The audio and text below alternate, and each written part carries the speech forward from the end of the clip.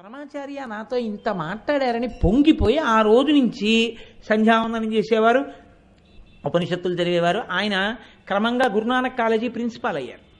అయిన తర్వాత నేను ఇప్పుడు ప్రిన్సిపాల్ని కూడా అయ్యాను, ఇప్పుడు నేను ఉపనిషత్తులు చదివాను, ఇప్పుడు నేను సంధ్యావందనం చేస్తున్నాను, ఇప్పుడు నేను పంచ కట్టుకుంటున్నాను అని చెప్పి చాలా మనసులో ఆనందాన్ని అతిశయాన్ని పొంది ఇప్పుడు మళ్ళీ ఓసారి పరమాచార్యుల వారి దగ్గరికి వెళ్దాం, అప్పుడే అంత మాట్లాడారంటే ఇప్పుడు నాతో ఎంత మాట్లాడతారో అని చెప్పేసి కంచి వెళ్ళారు.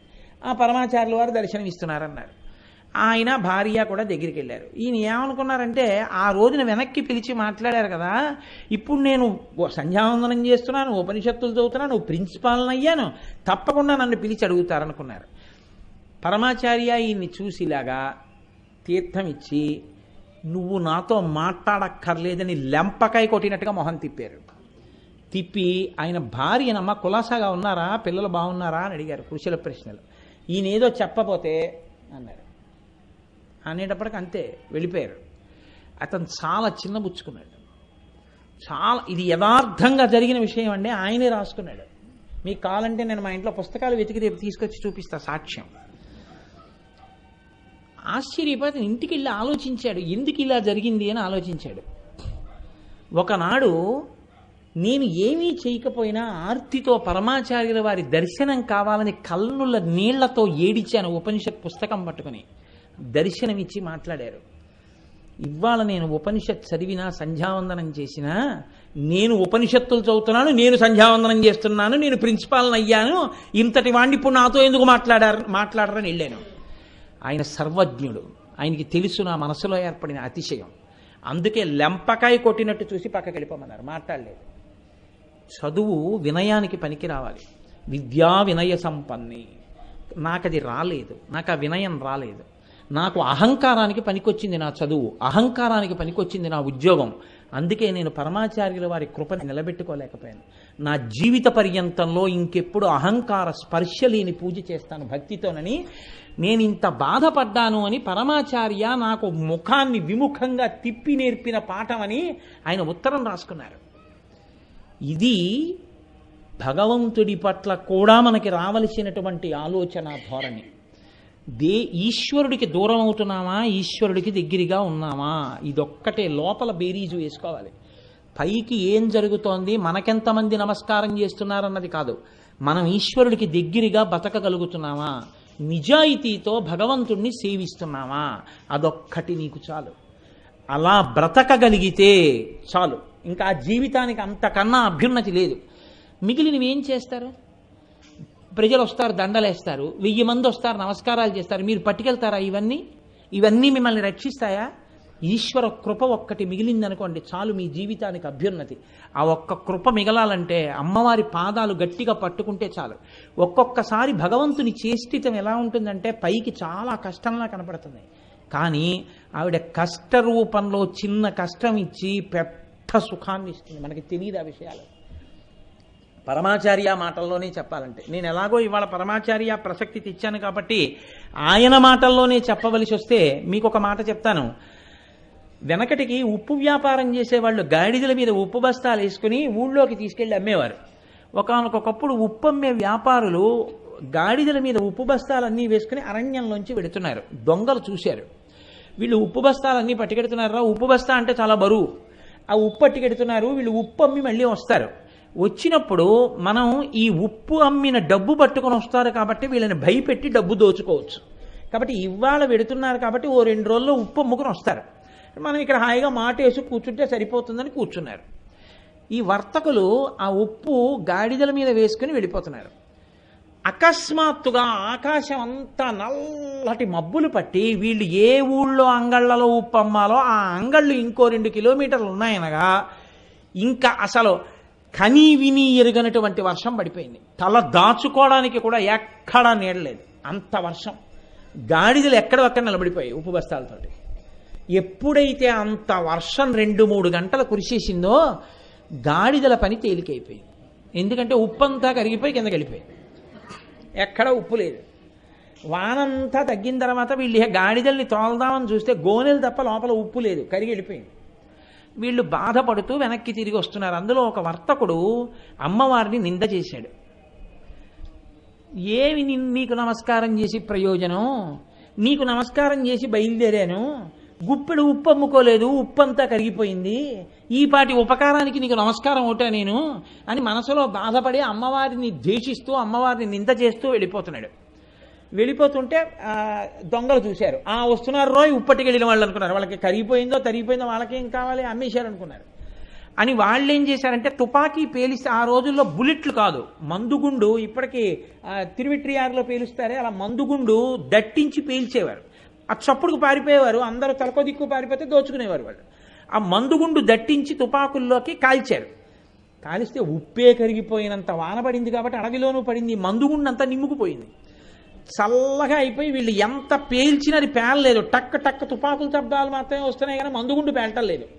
వీళ్ళు ఆ దొంగల్ని చూసి ఊరే అసలే ఉప్పు పోయింది, వీళ్ళు మన్న కొట్టడానికి తుపాకులు పేలుస్తున్నారని వీళ్ళు దొంగల వెంట పడ్డారు. దొంగలు తుపాకులు వదిలి పారిపోయారు.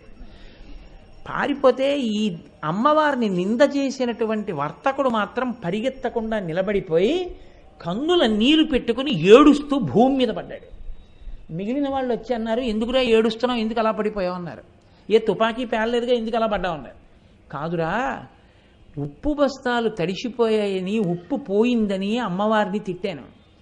ఉప్పు బస్తాలు తడిసిపోయి ఉండకపోతే ఉప్పు అమ్మిన డబ్బుతో వచ్చేవాళ్ళం, ఈ పాటికి దొంగలు చంపేసి ఉండేవారు. అమ్మవారు ఉప్పు తీసేసింది, ఉప్పు తినే అదృష్టాన్ని మిగల్చింది. నేల మీద ఇంకా నాకు మెతుకులు మిగిలాయి. కాబట్టి అమ్మవారు ఎంత దయామయురాలో తెలియక తిట్టానురా, ఉప్పు కరిగిపోతే కరిగిపోయింది కానీ నా ప్రాణాలు నిలబడ్డాయిరా అన్నాడు. ఇప్పుడు చెప్పండి, ఒకనాడు మీకు మీరు అమ్మవారిని నమ్మి ఉన్నా ఒక కష్టం ఇచ్చింది అంటే ఎంత పెద్ద పాపం చేసి ఉంటే ఇంత చిన్న కష్టంగా ఆవిడ తీసేస్తోందో, లేకపోతే ఇలా తీయడం వల్ల ఏ పెద్ద ప్రయోజనం రాబోతోందో మీకేం తెలుసు? తెలుసున్ననాడు పొగడ్డం కాదు, అనుభవిస్తున్ననాడు అమ్మవారి కృపే అనుకుని బతకడం. దీన్ని శాస్త్రంలో ఏమంటారంటే కర్మ ప్రూఫ్ అంటే. అంటే మనం చూడండి, వానలో పెడుతున్నాం అనుకోండి, ఏం చేస్తాం, గొడుగు వేసుకుంటాం. అదేమిటి, వాటర్ ప్రూఫ్, పైనది వాటర్ ప్రూఫ్, అందుకని నీళ్లు పడ్డాయి అనుకోండి జారిపోతాం, ఆ బట్ట తడిసిపోయి ముద్దయిపోయి మీద పడిపోవు, అలా కారిపోతాయి, పక్క నుంచి వెళ్ళిపోతాయి. ఎండలో పెడుతున్నారు అనుకోండి, ఓ టోపీ పెట్టుకుంటారు, అదేమిటది, సన్ హీట్ ప్రూఫ్, తల వేడెక్కదు. అలా కష్టం వచ్చినా సుఖం వచ్చినా అమ్మవారి పాదాలే పట్టుకుని ఉండి నువ్వే నడిపిస్తావన్న భక్తి మార్గంలో నడిస్తే కర్మ ప్రూఫ్. ఇప్పుడు ఏమైంది, అమ్మవారు మిమ్మల్ని చూసుకుంటుంది. ఇలాంటి వాళ్ళు ఎవరున్నారో అలాంటి వాళ్ళ పట్ల అమ్మవారు ఎంత జాగ్రత్తగానో కంటిని రెప్ప కాపాడినట్టు కాపాడుతూ వాళ్ళ పాపపుణ్యముల యొక్క వినిమయమయ్యేటటువంటి స్థితిని తాను తీసుకుని వాళ్ళని కాపాడుకుంటుంది. దానికి వాంఛితార్థప్రదాయిని అని పేరు. ఇప్పుడు వాంఛితార్థప్రదాయిని అంటే మేము అడిగాను నువ్వు ఇవ్వలేదనకూడదు, నువ్వు అలా ఉన్నావా, నువ్వు అలా ఉంటే ఆవిడ ఇవ్వడానికి సిద్ధంగా ఉంది. నువ్వు మారవలసినటువంటి స్థితిని ఆ నామం చెప్తుంది. మనసులో ఏ మార్పు రావాలో చెప్పే నామం వాంఛితార్థప్రదాయిని. కాబట్టి అంత గొప్ప నామాన్ని, ఆ నామ వ్యాఖ్యానాన్ని మనం శ్రవణం చేస్తే మన జీవన పథంలో మనం జీవించేటటువంటి స్థితిలో ఒక గొప్ప మార్పు రావలసి ఉంటుంది. అందుకే మీరు ఒక్క విషయాన్ని గమనించండి, తల్లి ఎప్పుడూ కూడా ఈ లోకంలో ఆవిడ అనుగ్రహం ఎలా ఉంటుంది అంటే ఎప్పుడూ 10 మందిని రక్షించాలనే ఉంటుంది. ఆవిడ గురించి ఒక నామం చెప్తుంటారు. మనం ఏమనుకుంటామంటే మేమేం తప్పు చేశామండి అంటుంటాం. ఏం తప్పు చేశామండి అన్నది నీకు తెలియకపోవచ్చు, కానీ తెలియక నువ్వు చేసేస్తుంటావు తప్పు. అది లెక్కలోకి ఈశ్వరుడు తీసుకుంటాడు. ఈ లోకంలో ఉన్న వాళ్ళకి ఆ బెంగ లేదు. అమ్మా అనొక్కసారి పిలిచి నమస్కారం చేస్తే చాలు, వెంటనే నేనున్నాను రా బిడ్డా అని అమ్మవారు కాపాడుతుంది. మీకు నేను ఒక మాట చెప్తే మీరు ఆశ్చర్యపోతారు. ఈ శ్లోకం ఎంత శక్తివంతమో తెలుసా? మీరు తప్పించుకోలేనంత పెద్ద ఉపద్రవం వెంట తరిమేస్తుంటే వెనకాతల ఏం చెయ్యాలో తెలియనప్పుడు ఈ శ్లోకం జరిగితే చాలా రక్షిస్తుంది అమ్మవారు. అంత శక్తివంతం. చండీపరదేవత అనుగ్రహం అంటే అలా ఉంటుంది. అందుకే చండీ చరణవు అని చండీపరదేవతని స్తోత్రం చేశారు శంకరాచార్యులు వారి ఈ శ్లోకంలో. అటువంటి అమ్మవారి పాదాలు పట్టుకుంటే సంస్కారవంతం చేస్తుంది మనస్సు. ఇక్కడ మీరు నన్ను ఒక ప్రశ్న అడగచ్చు, ఏమండి ఒకవేళ అసలు కోర్కెల మీద వ్యామోహం పోక, అసలు వ్యామోహం అనేటటువంటిది పోతే కదండి ధర్మబద్ధం చేసుకుందామన్న కోరిక. ఆయన అలా చెప్తాడు కానండి, ఏడాదికి ఒకసారి వచ్చి ఇవన్నీ అనుభవించడంలో ఎంత సంతోషంగా ఉంటుంది. ఏమిటి ధర్మచట్రం అని పట్టు కూర్చుంటే ఎక్కడ తీరుతాయండి? చేసే పుణ్యం చేస్తున్నాం కదా, ఇవి నడుస్తాయి అని అంటావేమో. అందుకే అలా నన్ను నేను నిగ్రహించుకోలేకపోతే, ఒకవేళ ధార్మికమైన జీవనం నేను చెయ్యలేకపోతే ఎవరితో చెప్పుకోవాలో తెలుసా విషయం? అమ్మవారితోటే చెప్పుకోవాలి. అమ్మవారితో నేను అన్నప్పుడు దాని అర్థం ఏమిటంటే అమ్మవారు అయ్యవారు అని కాదు, పరమేశ్వరుడితో చెప్పుకోవాలి అని. దానికి శరణాగతి అని పేరు. శరణాగతి అన్న మాటకు అర్థం ఏమిటో తెలుసా? మీ బలహీనతని భగవంతుడి దగ్గర చెప్పడం. అందుకే మీరు ఎప్పుడైనా శరణాగతి చదవండి. రుక్మిణీదేవి శరణాగతి, తన బలహీనత చెప్తుంది. గజేంద్ర మోక్షణం శరణాగతి, తన బలహీనత చెప్తాడు. ఈశ్వర, మీరు నాకు మనస్సు ఇచ్చారు, ఇంద్రియాలు ఇచ్చారు, బలం ఇచ్చారు, బుద్ధినిచ్చారు, శాస్త్రం ఇచ్చారు, గురువునిచ్చారు, ధర్మచక్రం దాటి పనులు చెయ్యొద్దన్నారు. కానీ నా మనసు వెంపర్లాడిపోతోంది అక్కర్లేని కోరికలు తీర్చుకోమని. ఈశ్వర, నన్ను నేను నిగ్రహించుకోలేకపోతున్నాను, నా మనసును నేను వశం చేసుకోలేకపోతున్నాను, నేను దానికి లొంగిపోతున్నాను, తప్పులు చేస్తున్నాను, మీరే నన్ను ధర్మంలో నిలబడేటట్టు చెయ్యండి, ఇక నన్ను నేను నిగ్రహించుకోలేకపోతున్నాను అని ఉన్న మాట ఉన్నట్టు ఈశ్వరుడి దగ్గర చెప్పాలి. అంతేకాని ఆయన దగ్గరికి వెళ్ళి మహానటుడిలా పరమ ఉత్తముళ్ళ నిలబడకూడదు. తప్పు చేస్తే ఈశ్వరా, నిన్న తప్పు జరిగింది, ఈ తప్పు చేశాను, వేరొకసారి నా జీవితంలో ఇటువంటి తప్పు జరగకుండా, నేను ఉద్రేకం పొందకుండా నన్ను కాపాడండి అని నువ్వు చెప్పుకోవాలి. దానికి శరణాగతి అని పేరు. దుర్జటి కాళహస్తీశ్వర శతకంలో శరణాగతి చేశాడు. రోషీరోయదు కామినీ జనుల తారుణ్యోరు సౌఖ్యంబులన్ బాసీబాయదు పుత్రమిత్రధన సంపద్భ్రాంతి వంచాలతల్ కోశీకోయదు నామనంబకట నీకున్ ప్రీతిగా సత్క్రియల్ చేసీ చేయదు దీని తుళ్ళన చవే శ్రీకాళహస్తీశ్వర అని అడిగాడు. ఏమి సుఖం లేదు అనిపిస్తుంది, మళ్ళీ అదే సుఖం అడుగుతుంది. ఏం పిల్లలు లేదు అనిపిస్తుంది, మళ్ళీ పిల్లల వెంటబడుతుంది. ఏం డబ్బు లేదు అంటుంది, మళ్ళీ డబ్బు కోసం వెంపర్లాడుతుంది. ఇలా వదిలిపెట్టినట్టుంటుంది, మళ్ళీ ఇలా పట్టుకుంటూ ఉంటుంది. దీన్ని నేను ఆపలేకపోతున్నాను శంకర, మీరు దీన్ని నిగ్రహించండి అన్నాడు. అంటే శరణాగతి అన్న మాటకు అర్థం ఏంటంటే మీ బలహీనత మీరు పరమేశ్వరుడికి చెప్పడం. దానికి శరణాగతి అంటారు. అప్పుడు అది రెండో మార్గం.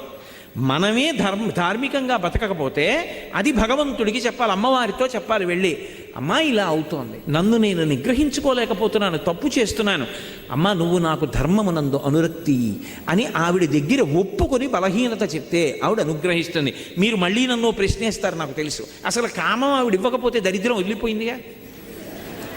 అసలు కామం పెట్టడం ఎందుకు? ఆవిడే పెట్టబట్టి కదూ ఈ అల్లరంతా వచ్చింది. పెట్టకుండా ఉంటే గొడవ వదిలిపోనుగా. ఆవిడెందుకు పెట్టిందంటే ఒక ఉత్తమమైనటువంటి ప్రయోజనం కోసం ఆవిడ కామాన్ని ఇచ్చింది.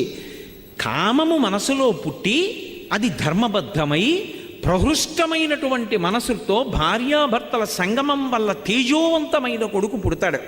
వాళ్ళిద్దరి యందు అనురక్తి లేదనుకోండి, అనురక్తి లేకపోతే తేజో విహీనమైన సంతానం కలుగుతుంది, అనురక్తి చేత తేజోవంతమైన సంతానం కలుగుతుంది. బాలకాండ స్కందోత్పత్తిలో అదే చెప్తారు.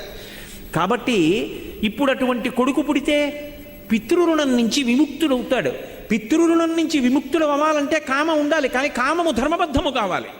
నీ భార్య ఎందుంది, అదేం బంధించదు, అదేం పట్టుకోదు. అదే సీతమ్మ అంటుంది, నివర్తయ మనోమత్త స్వజనే క్రియతాం మనః.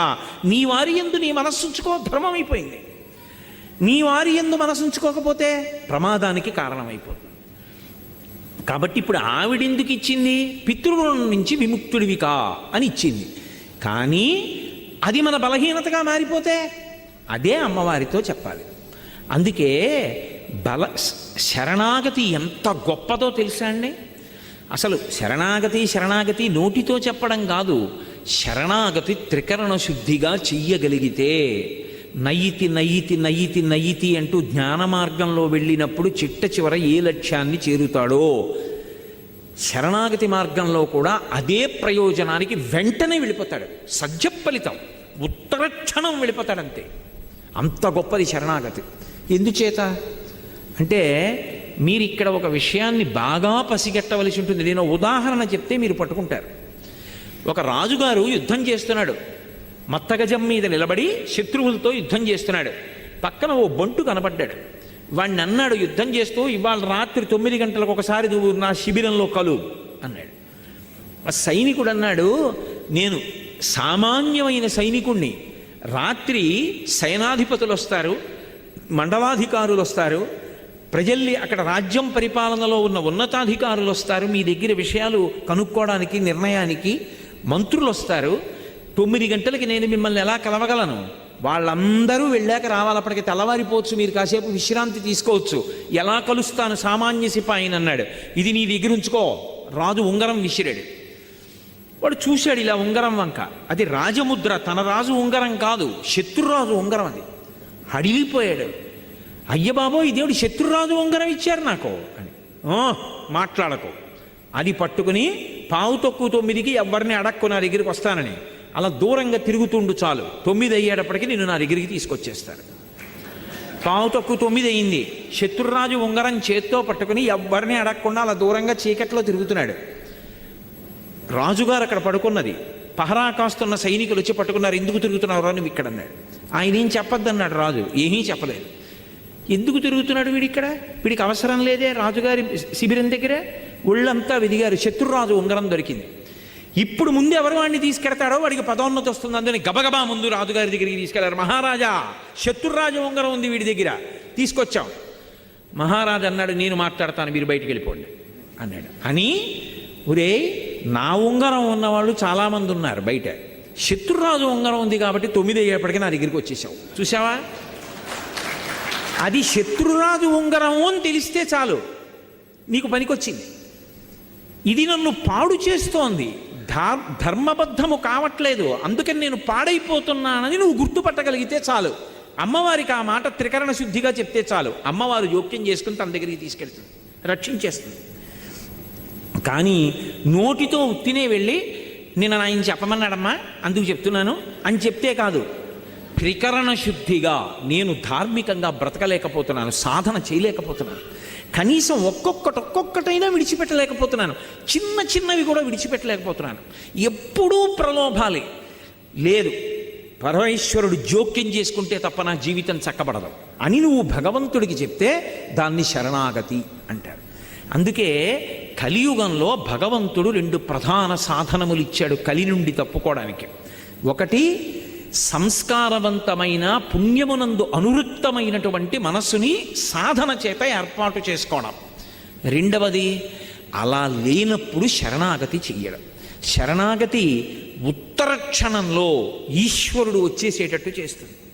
రుక్మిణీదేవి అగ్నిజ్యోతనుడికి ఇచ్చి లేఖ పంపించింది.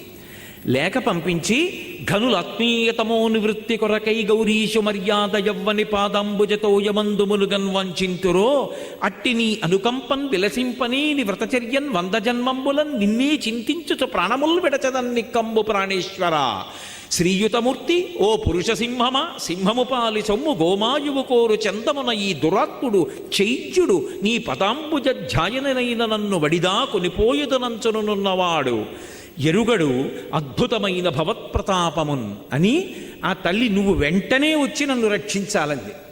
చదివాడంతే లేఖ, శరణాగతి. ఇదిగో వస్తున్నానన్నాడు. వెనక్కెళ్ళి అన్నయ్యకి కూడా చెప్పలేదు. రథం ఎక్కేశాడు. వచ్చెద విదర్భ భూమికి చొచ్చెద భీష్మకు నిపురము సొరుచిరలీలం తెచ్చెద బాలన్ వేల్మిడి వచ్చెద అడ్డంబురిపులు వచ్చిన బోరన్ అన్నాడు. గబగబా బయలుదేరి వచ్చేశాడంతే. శరణాగతి ఉత్తర క్షణం ప్రయోజనాన్ని ఇచ్చేస్తుంది. ఒకటి, సాధనన్నా చెయ్యాలి. అంటే సాధన ఎందు ఒడుదుడుకులు ఉంటాయి. మనసు వెంటనే మాట వినదు. అది వింటలేదని దానితో ఘర్షణ పడకుండా మెల్లమెల్లగా ఒక్కొక్కటైనా దుర్గుణములు విడిచిపెట్టే ప్రయత్నం చెయ్యాలి. అసలు నేను ఏమీ చేయలేకపోతున్నాను అనుకుంటే ఆ విషయం భగవంతుడికి చెప్పాలి. అది శరణాగతి. ఇప్పుడు సంసాధన అన్న మాటకు అర్థం ఏమిటంటే మనసుని సంస్కారవంతం చేసుకోవడం. మీకు నేను ఇందాక చెప్పా పునర్జన్మ దాని మీదే ఆధారపడుతుంది అని. అదే ఓ రామాయణం గురించో భాగవతం గురించో భారతం గురించో మహాత్ములైనటువంటి గురువుల గురించో ఆలోచిస్తూ వెళ్ళిపోయాడు అనుకోండి, ఉత్తర జన్మలో మళ్ళీ గొప్ప విద్వాంసుడై పుడతాడు. తండ్రి దగ్గర చక్కగా అభ్యాసం చేసి అనుష్ఠానం చేసి పరమేశ్వరుడు యందు చేరుతాడు. మంచి జన్మ రావాలంటే మనసు సంస్కారవంతము కావాలి. సంస్కారము మనసుకి కలగాలంటే 5 ఇంద్రియముల గుండా లోపలికి మీరేం తీసుకుంటున్నారన్న దాన్ని బట్టి మనసు సంస్కారం పొందుతుంది. నేను చాలా గంభీరమైన విషయాన్ని ప్రస్తావిస్తున్నాను, మీరు చాలా జాగ్రత్తగా పట్టుకోవాల్సి ఉంటుంది దీన్ని. నేను ఒక మొక్క వేశాను అనుకోండి, ఆ మొక్క బ్రతకాలి అంటే అబ్బా దొరక్క దొరికిందండి మొక్క, నాకు దాని మీద ఎంత ప్రేమో అని తీసుకొచ్చి మా పడగదిలో పెట్టాను అనుకోండి, దానికి వెలుతురు ఎక్కడి నుంచి వస్తుంది? 2 రోజు చచ్చిపోతుంది. అది దాని మీద నాకు ప్రేమ ఉండి అది వర్ధిల్లాలంటే దానికి నీళ్లు పొయ్యాలి, సూర్యరశ్మి తగలాలి, మేకలు తినేయకూడదు, చీడ పట్టకూడదు, పురుగులు పట్టకూడదు, కాపాడుకోవాలా వద్దా? అప్పుడైనా అది పెద్ద చెట్టు అవుతుంది. అలాగే అసలు మనస్సు సంస్కారవంతము కావాలనుకోండి, మనస్సులోకి మనసుని ప్రభావితం చేసేవి ఏవి వెడుతున్నాయి అన్నది ప్రధానం. ఇది సాధన. నీకిచ్చిన జ్ఞానేంద్రియములు 5 గుండా లోపలికి వెడుతూ ఉంటాయి విషయములు, అవి ప్రభావితం చేస్తాయి మనసుని. నేను కంటితో ఏది చూస్తున్నానో మనసు దాన్ని పట్టుకుంటుంది. అందుకే ధ్యానంలో దీపం వంక చూడండి అంటారు.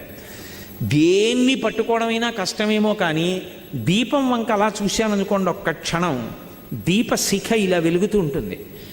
కళ్ళు మూసుకున్నాను అనుకోండి, కళ్ళ ముందు కదులుతూ దీపశిఖ కనపడుతుంది. నేను ఏది చూస్తున్నానో అది నా మనసుని ప్రభావితం చేస్తుంది. నేను మీకు ఒక ఉదాహరణ చెప్తాను. నేను అలా నడిచి వెళ్ళిపోతున్నాను, ఒక వ్యక్తి తీవ్రమైన వేగంతో కారులో వెళ్ళిపోతున్నాడు. ఓ కుక్క పిల్ల పరిగెట్టింది. ఆ కుక్క పిల్ల అలా పరిగెత్తింది, నేను వెనక్కున్నాను.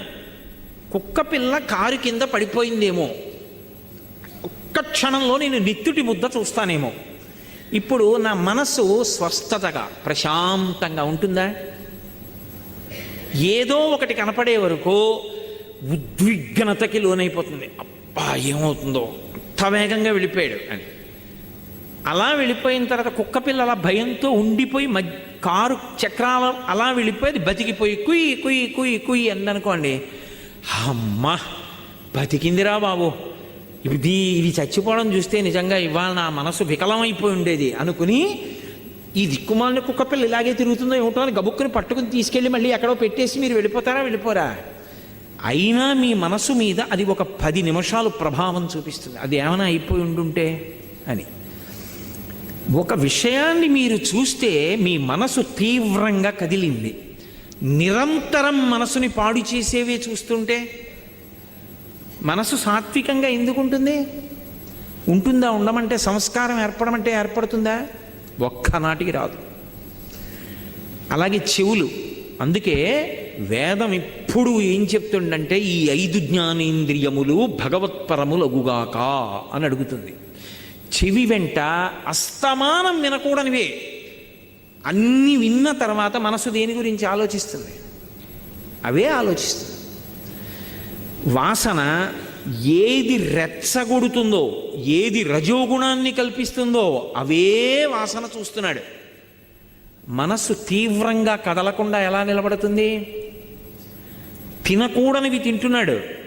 మనసు వ్యగ్రతతో ఉండకుండా ఎలా ఉంటుంది? ముట్టుకోకూడనివి ముట్టుకుంటున్నాడు. మనసు వ్యగ్రత పొందకుండా ఎలా ఉంటుంది? ఇప్పుడు మనసు సంస్కారవంతం కావాలి అని చెప్తున్నాయా, చాలా మంచిగా ఉండండి అని చెప్పి కంటి నుంచి లోపలికి వెళ్ళకూడనివి, చెవి నుండి లోపలికి వెళ్ళకూడనివి అన్నీ లోపలికి పంపిస్తున్నావు. మనసు ప్రశాంతంగా ఉండు అంటే ఉంటుందా? నాకు చెప్పండి. మీకు నేను ఒక కుక్క పిల్ల ఉదాహరణ చూపించా. కుక్క పిల్లకే అంత కదిలిపోతే ఎంత తీవ్రమైన ప్రభావం ఉంటుంది మనిషి మనసు మీద. సంస్కారవంతము కానటువంటి మనసు నుండి పుణ్యకర్మ రాదు. అసలు పుణ్యకర్మ చేశాడు అంటే దానికి వెనక ఒక అంకురం ఉంది. అంకురానికి ముందు విత్తనం ఉంది.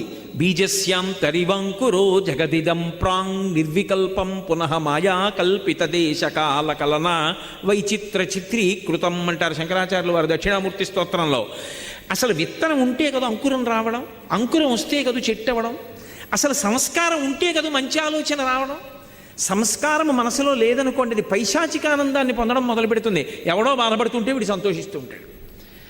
మంచి పని చేద్దాం, మంచి పని చేద్దాం, ఎవరికన్నా ఉపయోగపడదాం, ఎవరైనా సంతోషపడితే మనం చూద్దాం అన్న ఆనందం ఒకటి మనసులోంచి ఉద్భుతము కావాలి అంటే ఏది ముందు లోపలికి వెళ్ళాలి? మంచి విషయాలు లోపలికి వెళ్ళాలి. మంచి విషయాలు లోపలికి వెళ్ళాయనుకోండి, మంచి సంస్కారం ఏర్పడుతుంది. మహాత్మా గాంధీ గారు రైలు పెట్టి చివర నిలబడ్డారు, రైలు వెళ్ళిపోతుంది.